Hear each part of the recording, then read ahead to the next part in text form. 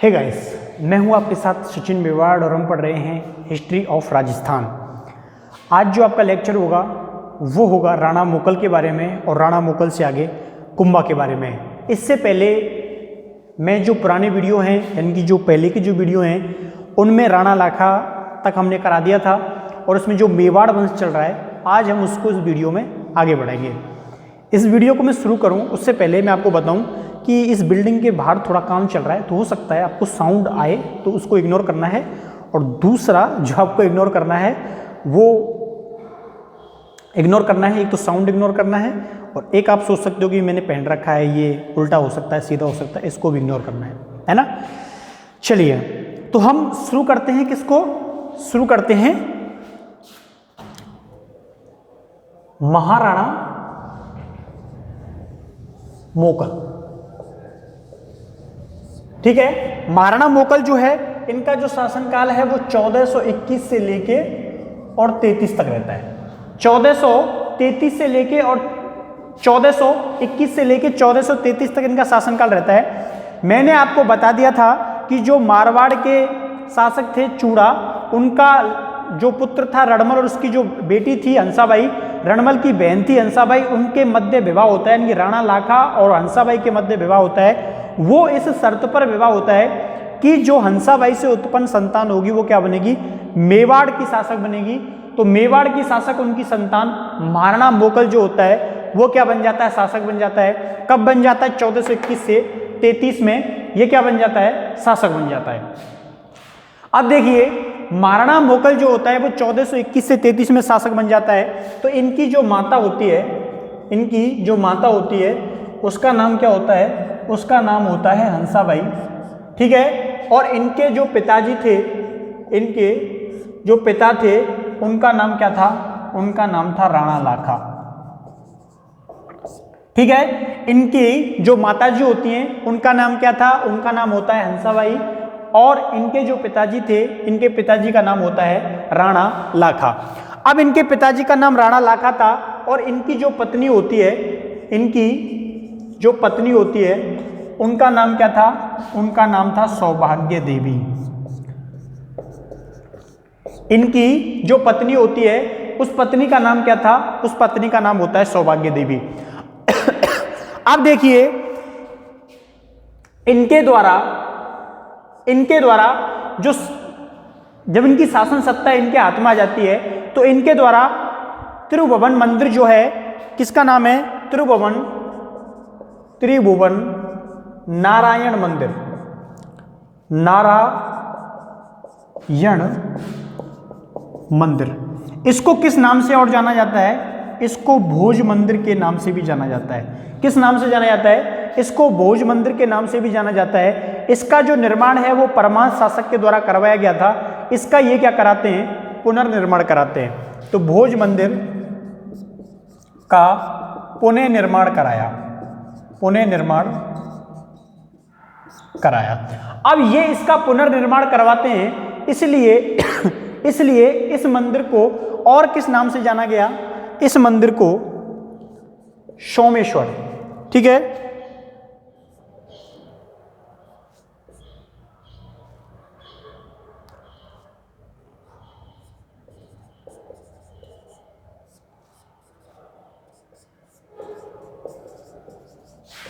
सोमेश्वर या फिर इसको मोकल मंदिर के नाम से, मोकल मंदिर के नाम से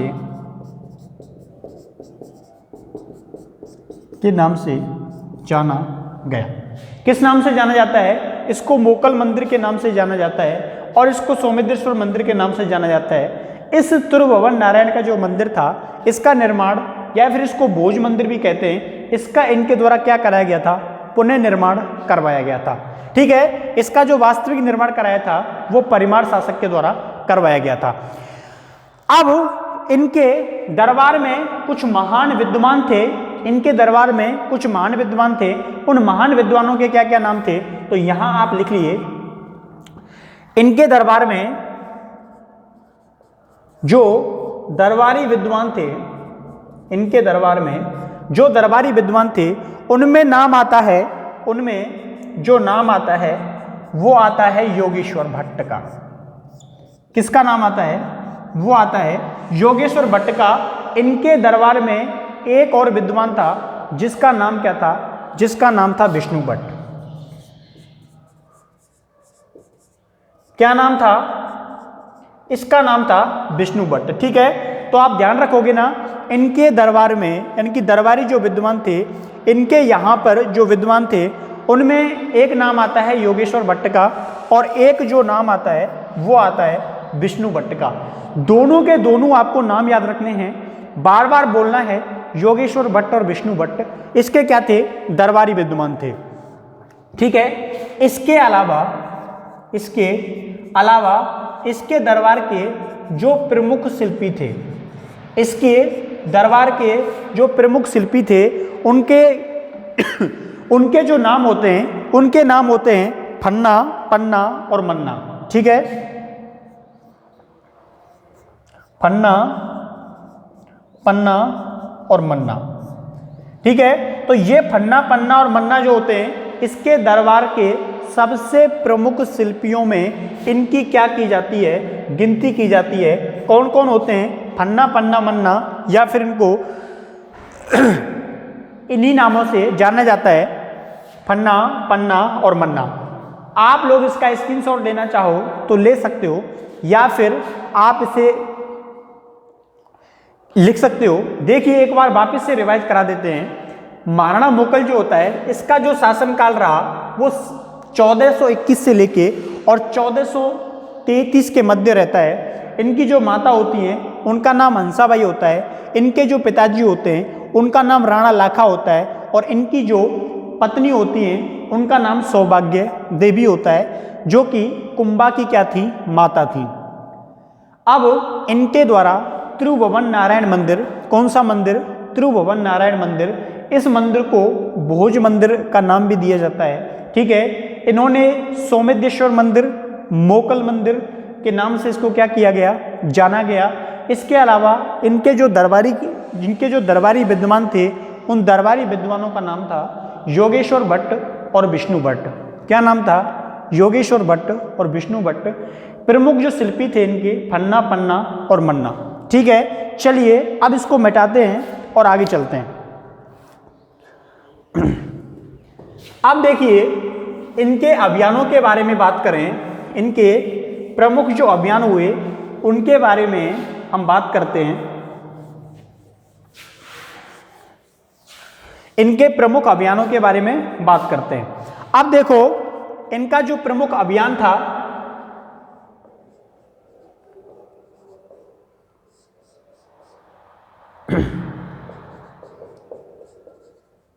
जिलवाड़ा अभियान।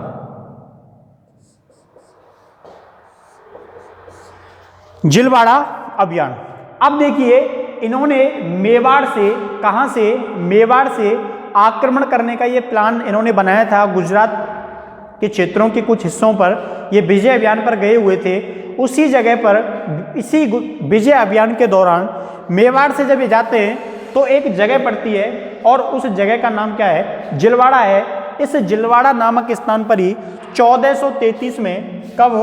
1433 में जब ये जिलवाड़ा अभियान पर होते हैं तो उस दौरान इनकी क्या कर दी जाती है? हत्या कर दी जाती है। इनकी हत्या कर दी जाती है। ठीक है, 1433 में इस अभियान के दौरान, इस अभियान के दौरान इनकी हत्या कर दी जाती है। के दौरान इनकी हत्या कर दी जाती है। हत्या कर दी जाती है। ठीक है, इनकी हत्या कर दी गई। अब आप लोग ये सोच रहे होंगे कि इनकी हत्या किसके द्वारा कर दी जाती है?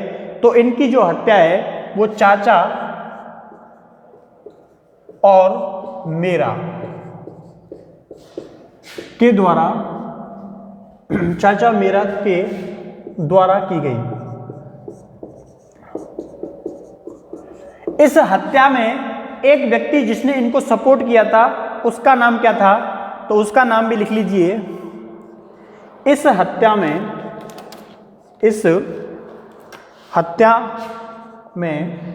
इस हत्या में मेहवा पंबार नाम के व्यक्ति ने भी भाग लिया था। ठीक है, इन्होंने तो हत्या की थी, लेकिन उसके द्वारा इसकी जो पूरी रणनीति है वो क्या की गई थी, तैयार की गई थी। अब जब इनकी क्या कर दी जाती है, हत्या कर दी जाती है, तो आपको ये बात याद रखनी है कि इस जिलवाड़ा अभियान के दौरान जो कुंभा हैं वो भी क्या थे, इनके साथ थे। ठीक है, कुंभा भी इस अभियान में साथ थे। ठीक है, कुंभा भी जो होते हैं वो इस अभियान में क्या होते हैं, साथ होते हैं। अब आपको इस अभियान के दौरान ये साथ थे, लेकिन जैसे ही मोकल की हत्या कर दी जाती है तो ये वहां से भाग आते हैं और भागकर कहाँ जाते हैं, कुंभा जो होते हैं वहां से भागकर मेवाड़ आ जाते हैं। मेवाड़ आ जाते हैं क्योंकि वो लोग अगर ये वहां से नहीं भागते तो हो सकता है कि कुंभा की भी वो क्या कर देते, हत्या कर देते। इसलिए कुछ सरदार जो हैं उनके साथ ये कहाँ भागाते हैं, मेवाड़ भागाते हैं, और मेवाड़ में आके कहाँ जाते हैं, चित्तौड़ आ जाते हैं। ठीक है, चित्तौड़ आ जाते हैं। जब इस बात की खबर मेवाड़ में पता चलती है तो कोहराम मच जाता है, और इस स्थिति में जो कुंभा है उसकी उम्र काफ़ी ज़्यादा कम थी उस समय, तो इसलिए इनकी जो मोकल की जो माता थी यानी कि हंसाबाई थी, अब मोकल की मृत्यु के बाद कुंभा की जो सुरक्षा का जो दायित्व है वो उनके कंधों पर आ जाता है। इसलिए हंसाबाई जो होती है वो अपने भाई को क्या लिखती है, पत्र लिखती है, क्योंकि हंसाबाई कहाँ की थी, मारवाड़ की थी, और उसका भाई का नाम क्या था, रणमल था। और रणमल उस समय क्या होता है, मारवाड़ का राजा होता है। ठीक है, क्या होता है, मारवाड़ का राजा होता है। और रणमल को इसकी बहन यानी कि कुंभा की जो दादी होती है, इसने रणमल को क्या लिखा, पत्र लिखा। अब रणमल अपनी सेना लेकर कहाँ जाता है, मेवाड़ आ जाता है। ठीक है, रणमल अपनी सेना लेकर मेवाड़ आ जाता है, मेवाड़ आ जाता है। ठीक है, तो रणमल अपनी सेना लेकर मेवाड़ आ जाता है और अपने नेतृत्व में कुंभा का और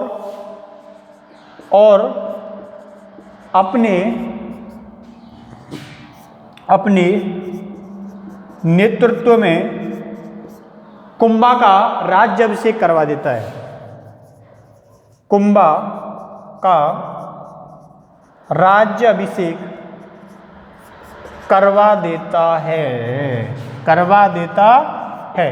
तो समझ में आ गई, उस समय एक डर का माहौल बना हुआ था, क्योंकि कुंभा को मालूम नहीं था कि कौन कौन से सरदार जो हैं वो चाचा और मीरा से मिले हुए हैं। इसलिए मारवाड़ से क्या जाती है, सेना आ जाती है, और मारवाड़ से आई हुई सेना ने क्या किया, इसका राज्याभिषेक करवा दिया।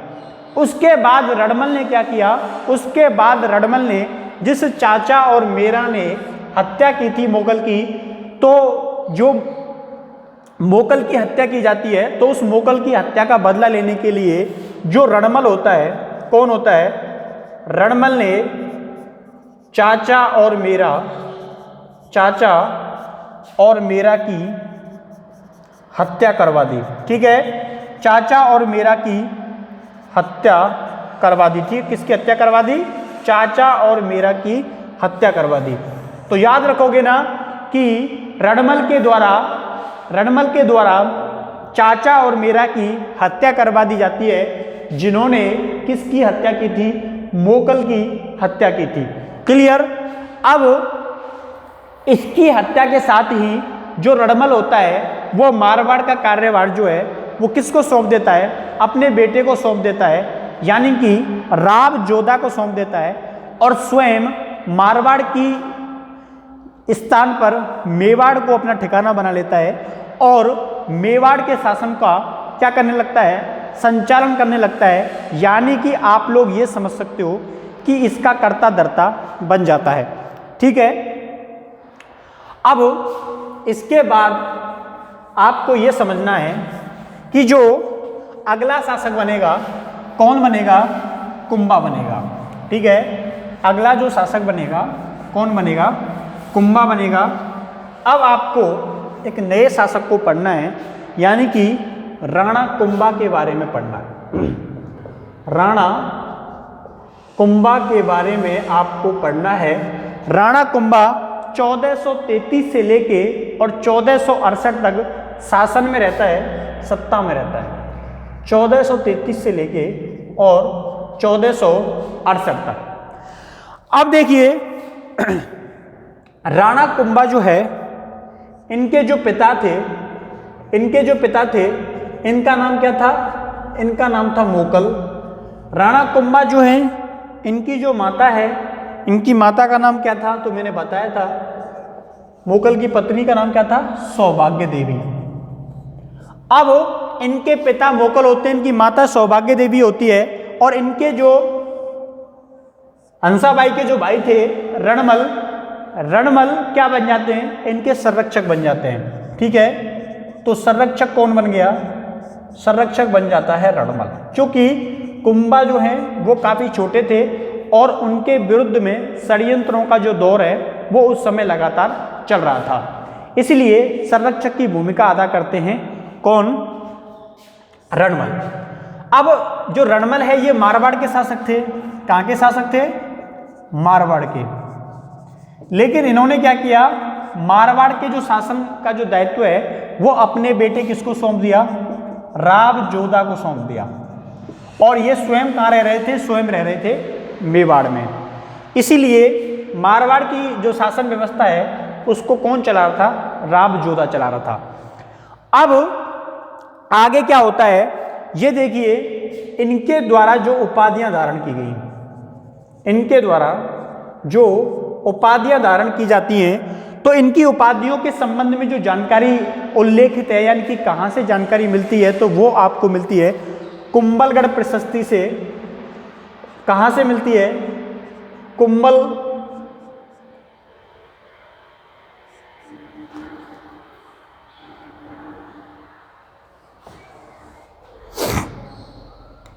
जो जानकारी मिलती है वो मिलती है कुंभलगढ़ प्रशस्ति से, ठीक है। और इसके अलावा जो जानकारी मिलती है वो मिलती है दूसरे नंबर पर विजय स्तंभ प्रशस्ति से। कहाँ से मिलती है, विजय स्तंभ प्रशस्ति से ये जानकारी मिलती है। कुंभा की उपाधियों के संबंध में कहाँ उल्लेखन किया गया है, तो कुंभलगढ़ प्रशस्ति और विजय स्तंभ प्रशस्ति में इस संबंध में जानकारी मिलती है।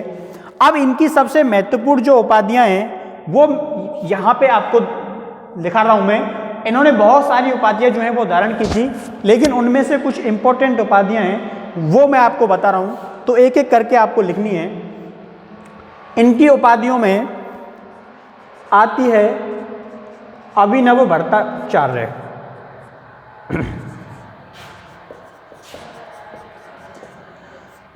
अभिनव भट्टाचार्य, तो ये जो इनके द्वारा उपाधि धारण की गई थी, ये उपाधि धारण करने के पीछे इनका कारण था क्योंकि ये संगीत प्रेमी थे। क्या थे, ये संगीत प्रेमी थे, ठीक है। तो लिखना है संगीत प्रेमी होने के कारण, संगीत प्रेमी होने के कारण, संगीत प्रेमी होने के कारण इनके द्वारा अभिनव भट्टाचार्य की उपाधि जो है वो धारण की गई थी। इसके अलावा इन्होंने हिंदू सुरताड़ की उपाधि धारण की थी, ठीक है। एक एक करके आपको इनको लिख लेना है। हिंदू सुरताड़ की उपाधि जो है वो धारण की गई थी। हिंदू सुरताड़ की उपाधि धारण करने के पीछे कारण क्या था, क्योंकि ये हिंदू शासकों में सबसे क्या थे, महान थे। हिंदू शासकों में सबसे महान थे, सबसे महान थे, ठीक है। तो हिंदू सुल्तान की उन्होंने उपाधि धारण की क्योंकि ये हिंदू शासकों में सबसे क्या थे, महान थे। इसके अलावा इनके द्वारा हाल गुरु की उपाधि धारण की गई, ठीक है। किसकी उपाधि, हाल गुरु। इसके पीछे क्या कारण था, तो ये हाल गुरु की उपाधि के पीछे जो कारण होता है वो ये पहाड़ी जो दुर्ग हैं उनके क्या थे, स्वामी थे, पहाड़ी दुर्गों के स्वामी, पहाड़ी दुर्गों के स्वामी। तो याद रखने हैं आपको कि इनके द्वारा अभिनव भट्टाचार्य की उपाधि, संगीत प्रेमी होने के कारण हिंदू सुल्तान की उपाधि, हिंदू शासकों में सबसे महान थे ये, और हाल गुरु की जो उपाधि है वो पहाड़ी दुर्गों के क्या थे, ये स्वामी थे। इसके अलावा जो उपाधि इनके द्वारा धारण की गई थी, वो उपाधि इनके द्वारा धारण की गई थी राणो रासो। ठीक है, राणो रासो। अब राणो रासो की जो उपाधि है वो क्यों धारण की गई थी? ठीक है, राणो रासो की जो उपाधि है वो क्यों धारण की गई थी? क्योंकि ये साहित्यकारों के क्या थे, ये जो साहित्यकारों के क्या थे, बहुत बड़े आश्रयदाता थे। ठीक है, तो लिखना है साहित्यकारों के आश्रयदाता, साहित्यकारों के आश्रयदाता। तो आपको याद रखना है कि ये क्या थे, राणो रासो का मतलब होता है साहित्यकारों के आश्रयदाता, हालगुरु का मतलब होता है पहाड़ी दुर्गों के स्वामी, और हिंदू सुल्तान का मतलब होता है हिंदू शासकों में सबसे महान थे, अभिनव भट्टाचार्य में संगीत प्रेमी। तो ये इनकी जो मुख्य उपाधियां हैं वो मिलती हैं। ठीक है, इसके अलावा इनको राजगुरु, हालगुरु, महाराजाधिराज, टोडरमल ऐसी भी उपाधियां इनकी मिलती हैं। तो एक्स्ट्रा में आप लोग लिखना चाहो तो आप अपनी कॉपी में लिख लेना कि इनकी अन्य उपाधियां जो हैं, मैं यहाँ लिख रहा हूँ बोर्ड पर, इनकी जो अन्य उपाधियां हैं उनमें हालगुरु, राजगुरु, महाराजाधिराज, इसके अलावा टोडरमल। ठीक है, कौन सी उपाधि मिलती है? इसके अलावा इनकी जो उपाधि मिलती है वो मिलती है टोडरमल। कौन कौन सी उपाधि? हालगुरु, राजगुरु, महाराजाधिराज और टोडरमल की जो उपाधि है वो मिलती है। क्लियर? अब देखिए यहां तक आप लोगों ने कर लिया।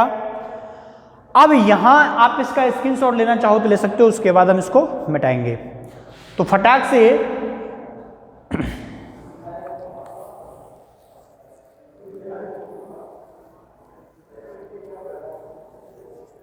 देखिए, एक बार इसको रिवाइज करें वापस से।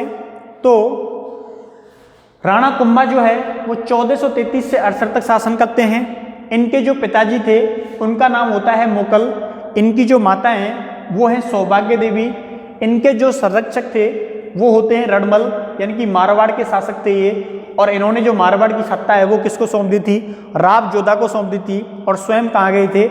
मेवाड़ आ गए थे। मेवाड़ आए नहीं थे, किसके द्वारा बुलाए गए थे? हंसाबाई के द्वारा बुलाए गए थे, जब मोकल की हत्या चाचा और मीरा के द्वारा कर दी जाती है। उसके बाद इनकी जो उपाधियां हैं उनके संबंध में जानकारी कुंभलगढ़ प्रशस्ति और विजय स्तंभ प्रशस्ति में इनका क्या है? उल्लेख है। इनके द्वारा अभिनव भट्टाचार्य यानी कि संगीत प्रेमी होने के कारण इनके द्वारा हिंदू सुल्तान की उपाधि धारण की गई। वो हिंदू शासकों में सबसे महान थे, इसीलिए इनके द्वारा हालगुरु की उपाधि धारण की गई, क्योंकि ये पहाड़ी दुर्गों के क्या थे? स्वामी थे। इनके द्वारा राणो रासो की उपाधि धारण की गई थी, क्योंकि ये साहित्यकारों के क्या थे? आश्रयदाता थे।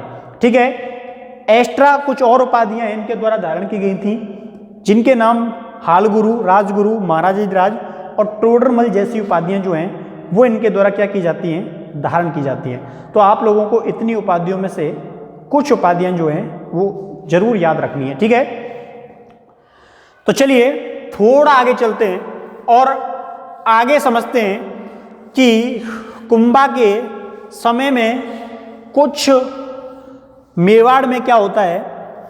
तड़ाक भड़ाक हो जाती है। तड़ाक भड़ाक का मतलब क्या है? थोड़ी घर की लड़ाई हो जाती है। और वो घर की लड़ाई कैसी होती है?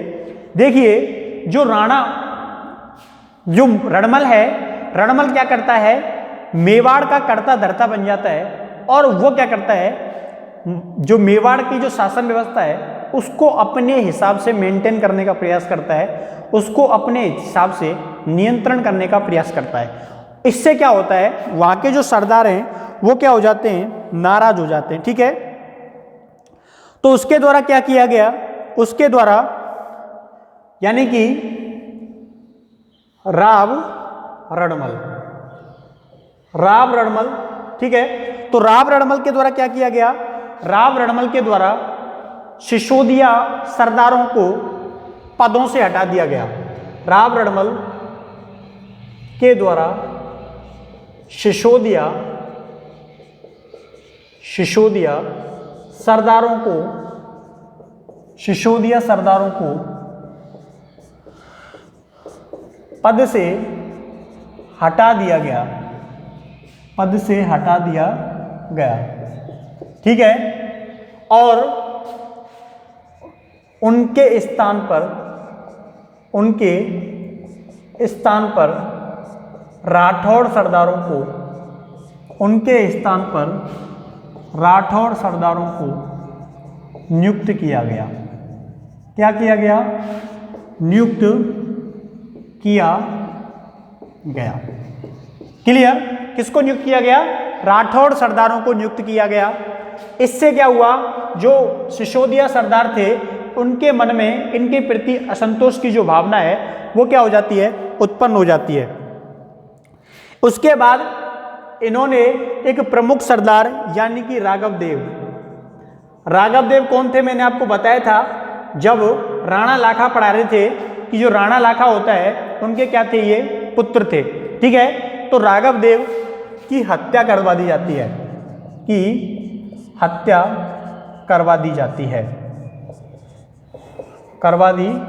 है क्योंकि जो चूड़ा सिसोदिया थे जिनको भीष्म पिता कहा गया वो कहाँ चले गए थे? मांडू चले गए थे। ठीक है, मांडू चले गए थे और ये राघव देव यही थे मेवाड़ में, तो ये पद छोड़ने के लिए राजी नहीं थे, तो इनकी क्या करवा दी गई?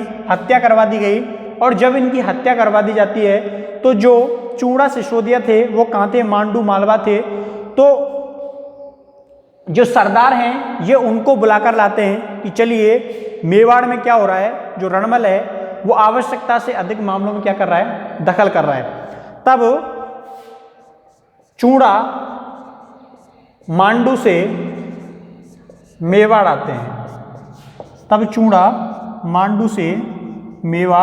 आते हैं। ठीक है, ऐसा बोलते हैं कि जब मुगल सत्ता में आया था तब इसको चूड़ा को हंसाबाई ने अपने राज्य से निकलवा दिया था।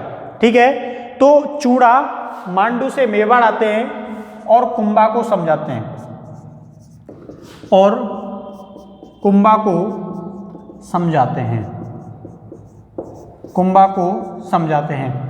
अब देखिए कुंभा को समझाते हैं, बोलते हैं कि देखिए ये जो रणमल है ये तुम समझदार हो गए हो, ये आवश्यकता से अधिक जो मामले हैं उनमें क्या दे रहा है? दखल दे रहा है। इसीलिए चूड़ा जो कुंभा होता है ये भी इससे क्या चाहता है? पीछा छुड़वाना चाहता है। तो ये किसकी मदद लेता है? ये एक दासी होती है जिसका नाम होता है भारमली। ये भारमली रणमल की दासी थी। किसकी दासी थी? रणमल की दासी थी। लेकिन ये जो भारमली थी ये अंदर ही अंदर किससे प्रेम करती थी? कुंभा से प्रेम करती थी और कुंभा भी इस बात को जानता था। तो भारमली ने, ये जो कुंभा होता है ये भारमली की सहायता से रणमल की क्या करवा देता है? हत्या करवा देता है। ठीक है, तो रणमल की दासी थी, इसकी सहायता से कुंभा रणमल की हत्या करवा देता है। ठीक है, हत्या करवा देता है।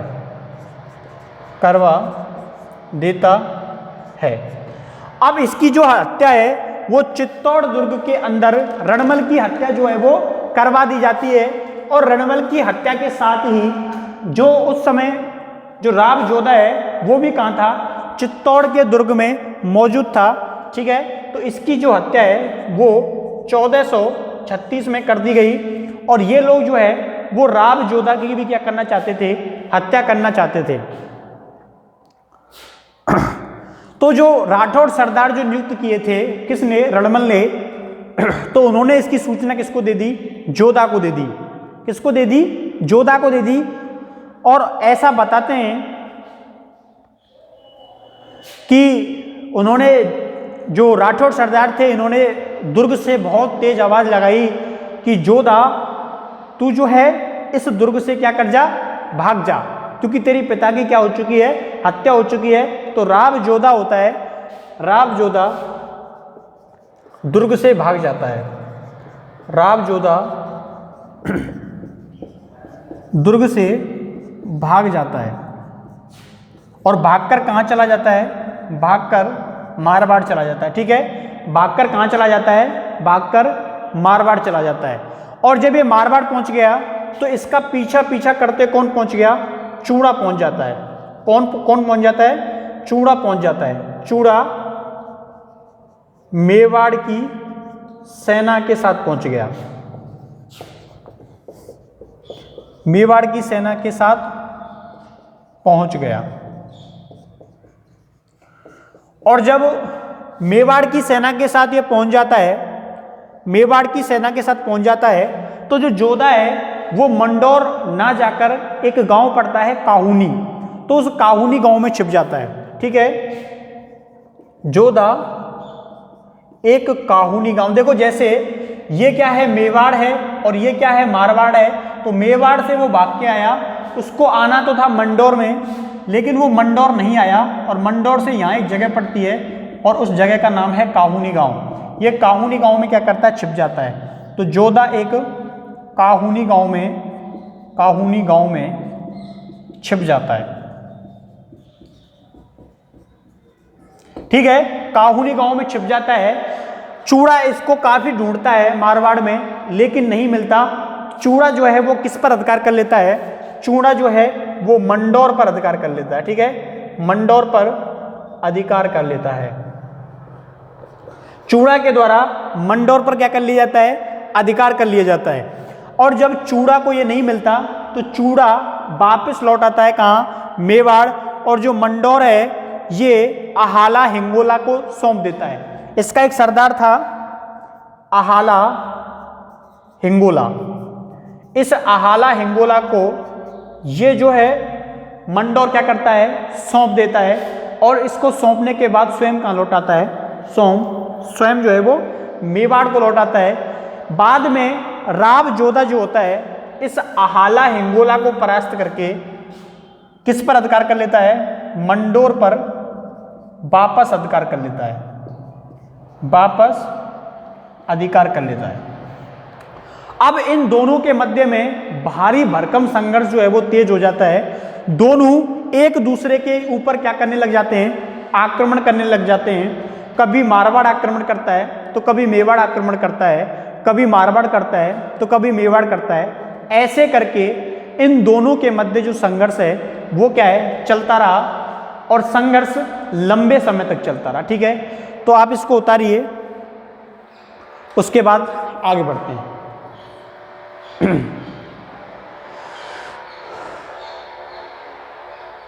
एक बार वापस देख लीजिए, राणा कुंभा 1433 से 68 राणा रणमल के द्वारा सिसोदिया सरदारों को पद से हटा दिया जाता है। उनके स्थान पर राठौड़ जो सरदार हैं इनको नियुक्त किया जाता है। तो राठौड़ सरदार जो हैं वो क्या पद पर आ जाते हैं, लेकिन सिसोदिया जो सरदार हैं ये क्या हो जाते हैं, नाराज हो जाते हैं। इनमें ही एक प्रमुख सरदार था जो राणा लाखा का बेटा था, क्या नाम था, राघव देव। इस राघव देव को पद छोड़ने के लिए कहा गया तो इसने नहीं छोड़ा। तो रणमल ने क्या कर दी, इसकी हत्या कर दी। जब इसकी हत्या कर दी जाती है तो इसका जो भाई है चूड़ा, जो कहाँ चला गया था, मांडू चला गया था, उसको कुछ सरदारों ने वापस बुला लिया और वो आता है, वो आके कुंभा को समझाता है कि जो रणमल है ये मेवाड़ पर अधिकार करना चाहता है। ठीक है, इसीलिए भारमली नामक दासी की सहायता से कुंभा ने क्या किया, इसकी क्या करवा दी, हत्या करवा दी। ठीक है, कब करवा दी, 1436 में करवा दी। और जब इसकी हत्या करवाई गई थी तो उस समय जोधा भी कहाँ था, दुर्ग में था, लेकिन ये दुर्ग से भाग जाता है मारवाड़ जो राठौड़ सरदार थे उनकी सहायता से ये भाग जाता है। तो इसकी भागती हुई सेना के पीछे, इसकी भागती हुई सेना के पीछे चूड़ा पड़ गया था और चूड़ा जो है वो मंडौर पहुंच जाता है। लेकिन जो जोधा है वो एक काहुनी गांव पड़ता है, इसमें छिप जाता है। ठीक है, चूड़ा ने मंडौर पर अधिकार कर लिया, लेकिन जब जोधा नहीं मिला तो ये वापस लौट आता है और मंडौर आहाला हिंगोला को सौंप देता है। और इस आहाला हिंगोला से जोधा वापस जो दुर्ग है वो छीन लेता है। ठीक है, चलिए मिटा दें इसको, अब आगे बढ़ते हैं।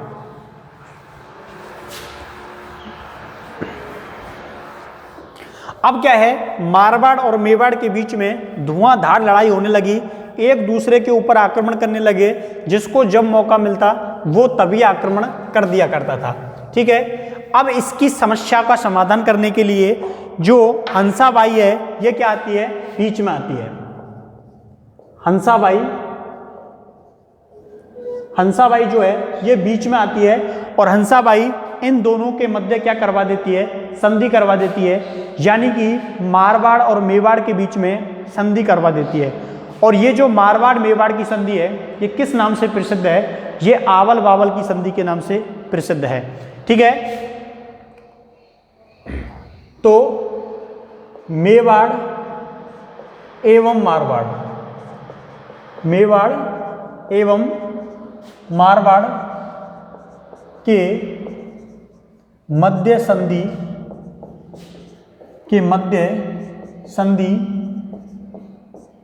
करा दी जाती है। किसके द्वारा करा दी जाती है, तो ये संधि जो है वो हंसाबाई के द्वारा करा दी गई थी और ये संधि किस नाम से प्रसिद्ध हुई, आवल बावल की संधि के नाम से प्रसिद्ध हुई। ठीक है, संधि आवल बावल के नाम से प्रसिद्ध हुई। ठीक है, किस नाम से प्रसिद्ध होती है, तो ये संधि आवल बावल के नाम से प्रसिद्ध होती है। मारवाड़ मेवाड़ के नाम से भी जानी जाती है, लेकिन मुख्यतः इसको आवल बावल की संधि जो है वो कहा जाता है। क्लियर। अब जब ये संधि हो जाती है तो उसके बाद कुंभा के क्या शुरू होते हैं, कुंभा के युद्ध अभियान शुरू होते हैं। कुंभा के युद्ध अभियान, कुंभा के युद्ध अभियान जो हैं वो क्या होते हैं, शुरू होते हैं। ठीक है, अब देखिए इसके युद्ध अभियानों में सबसे पहले जो इसके द्वारा आक्रमण किया गया था वो किस पर किया गया था, तो सबसे पहले इसने जो आक्रमण किया था वो किया था आबू पर। किसके ऊपर आक्रमण किया, सबसे पहले जो आक्रमण किया गया वो आबू पर किया गया। और आबू का जो राजा होता है वो था सैसमल। ठीक है, इस सैसमल नाम का जो राजा होता है इसने क्या किया था, इसने मेवाड़ के कुछ जो हिस्से हैं, राजा क्या था सैसमल ने मेवाड़ के कुछ गांवों पर, मेवाड़ के कुछ गांवों पर कब्जा कर लिया। ठीक है, यानी कि ये मान लीजिए ये मेवाड़ हो गया और ये क्या था, आबू था, तो इसने कुछ जो हिस्से हैं उनके ऊपर क्या कर लिया, कब्जा कर लिया। ठीक है, और इनको क्या कहा कि ये हमारे हिस्से हैं। दूसरा क्या था, ये जो सैसमल था ये विरोधी सेनाओं को, विरोधियों को मेवाड़ में घुसने देता था। ठीक है, इस कारण आबू के ऊपर क्या किया गया, आक्रमण किया गया और किसको भेजा गया, नारसिंह डोडिया। ठीक है, नारसिंह डोडिया को सेनापति बनाकर भेजा गया,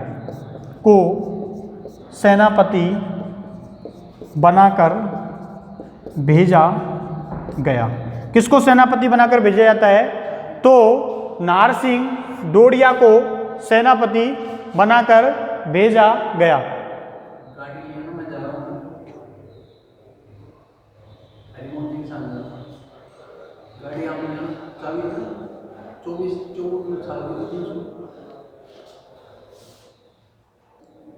तो नारसिंह जो डोडिया है इसको क्या बनाया था, सेनापति बनाकर भेजा था। नारसिंह डोडिया को सेनापति बनाकर भेजा था और इसने क्या किया, आराम से उसको क्या किया, परास्त कर दिया। ठीक है, तो ये क्या माना जाता है, कुंभा का प्रथम सैनिक अभियान माना जाता है। प्रथम सैनिक अभियान माना जाता है। क्या माना जाता है, तो इसको कुंभा का प्रथम सैनिक जो है वो अभियान माना जाता है। इसके अलावा यहाँ इस अभियान के बाद कुंभा के द्वारा जो दुर्गों का जो है वो निर्माण कराया गया, कौन कौन से दुर्गों का निर्माण कराया गया? एक का नाम तो है अचलगढ़, एक का नाम क्या है? अचलगढ़, और एक का नाम है बसंतगढ़, बसंतगढ़ दुर्ग, ठीक है। इसको क्या दूसरा नाम किससे जाना जाता है? बसंती दुर्ग के नाम से भी जाना जाता है। तो अचलगढ़ दुर्ग और बसंतगढ़ दुर्ग का निर्माण कराया। क्लियर? तो ये हो गया आबू का अभियान। क्या हो गया? आबू का अभियान हो गया, ठीक है। तो आप जल्दी से इसको उतार सकते हैं। इसके बाद हम आगे जो है वो क्या करेंगे? अध्ययन करेंगे, ठीक है। तो ये हो गया आबू का अभियान। तो इसको मिटाते हैं। अब देखिए, आबू के अभियान के बाद जो अगला अभियान था वो किसके विरुद्ध किया गया? अगला जो अभियान है वो नागौर के विरुद्ध किया गया। किसके विरुद्ध किया गया? नागौर के विरुद्ध किया गया। अगला जो आक्रमण है वो किसके विरुद्ध किया गया था? अगला जो आक्रमण है वो नागौर के विरुद्ध किया गया, ठीक है। तो लिखना है नागौर अभियान, नागौर अभियान। अब देखिए नागौर अभियान में क्या हुआ था? नागौर अभियान में दो भाई थे, नसरुद्दीन और शम्स खां, ठीक है। दो भाई होते हैं, एक का नाम था नसरुद्दीन और एक जो भाई था उसका नाम था शम्स खां। अब ये नसरुद्दीन जो है इनके पिताजी हैं, उनकी मृत्यु हो जाती है और उस मृत्यु के बाद ये दोनों भाई क्या करते हैं? लड़ने लग जाते हैं। तो नसरुद्दीन क्या बन जाता है? ये क्या बन जाता है? शासक बन जाता है नागौर का। अब ये जो शम्स खां है ये किसको बुलाता है? ये बुलाता है राणा कुंभा को, और राणा कुंभा को ये कहता है कि हम तुम्हारी हर बात मानेंगे, हम तुम्हारे सामंत बन जाएंगे अगर आप नागौर को क्या करोगे? सपोर्ट करोगे तो, ठीक है। तो राणा कुंभा जो होता है वो शम्स खां को क्या करता है? सपोर्ट करता है, ठीक है। किसको सपोर्ट करता है? शम्स खां को सपोर्ट करता है और शम्स खां को कहाँ का बना देता है? नागौर का शासक बना देता है। लेकिन ये शम्स खां क्या करता है? इसको धोखा दे देता है और बाद में इसकी बातें मानने से मना कर देता है, मेवाड़ को कर देने से मना कर देता है। उसने वादा किया था कि नागौर में गौ हत्या नहीं होने देंगे, तो वहाँ पे गौ हत्या भी चालू हो जाती है। उसके बाद जब ये उसकी बातें नहीं मानता तो नागौर पर क्या कर दिया गया? आक्रमण कर दिया गया। नागौर पर आक्रमण किया गया। नागौर पर आक्रमण जो है वो किया गया, और जब इस पर आक्रमण किया गया तो ये कहाँ भाग जाता है? ये गुजरात भाग जाता है। ये कहाँ भाग जाता है? ये गुजरात भाग जाता है, ठीक है। और ये गुजरात भाग गया।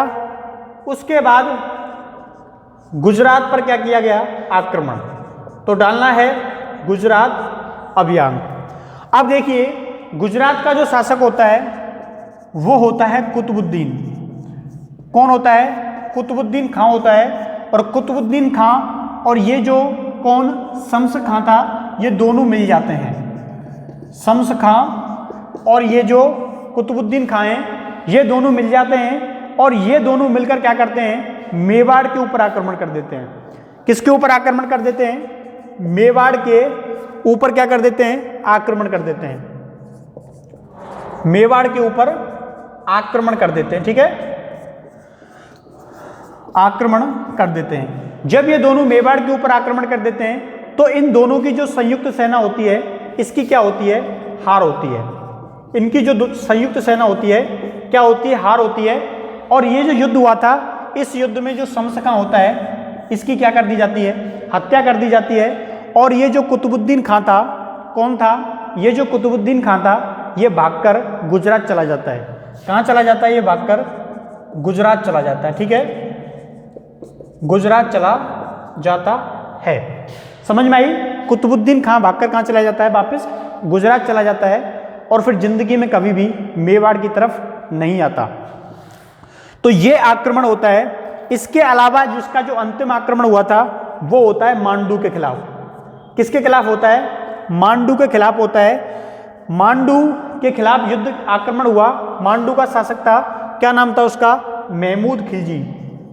महमूद खिलजी फर्स्ट। ठीक है, महमूद खिलजी फर्स्ट ने मेवाड़ के ऊपर आक्रमण कर दिया। इस आक्रमण को किस नाम से जाना जाता है? इसको सारंगपुर के युद्ध के नाम से जाना जाता है। किस नाम से जानते हैं? सारंगपुर का युद्ध। कब हुआ था यह युद्ध? सारंगपुर का युद्ध यह होता है 1437। कब होता है? 1437 में होता है, जिसमें महमूद खिलजी प्रथम की क्या होती है? हार होती है। इस महमूद खिलजी प्रथम को बंदी बना लिया जाता है, 6 महीने तक इसको जेल में रखा जाता है। उसके बाद इसको कुंभा छोड़ देता है, ये माफी मांग लेता है और इसको कुंभा जो है वो छोड़ देता है। और जब इसको छोड़ देता है तो इसको माफ कर देता है, इनकी माफ करके छोड़ दिया। लेकिन वो गुजरात का शासक जो था, कौन? कुतुबुद्दीन खां और ये महमूद दोनों मिल जाते हैं और दोनों मिलकर क्या कर लेते हैं? संधि कर लेते हैं। उस संधि को किस नाम से जाना गया? चंपानेर की संधि। ठीक है, कौन सी संधि? चंपानेर की संधि। चंपानेर की संधि जो है वो कब हुई थी? 1456 को हुई थी। दोनों ने संधि कर ली कि गुजरात और मांडू की सेना मेवाड़ पर संयुक्त आक्रमण करेगी, और दोनों ने संयुक्त आक्रमण किया मेवाड़ के ऊपर, लेकिन दोनों क्या होते हैं? हार जाते हैं। ठीक है, तो इस प्रकार कुंभा का जो जीवन है वो युद्ध अभियानों में सफल रहा। कैसा रहा? सफल रहा। इससे आगे के जो लेक्चर हैं वो हम कल यानी कि नेक्स्ट वीडियो में पढ़ेंगे। तो कमेंट्स करके आपको बताना है कि आपको ये जो लेक्चर है वो कैसा लगा। ठीक है, मिलते हैं कल नेक्स्ट वीडियो में, तब तक के लिए थैंक यू, धन्यवाद, बाय बाय।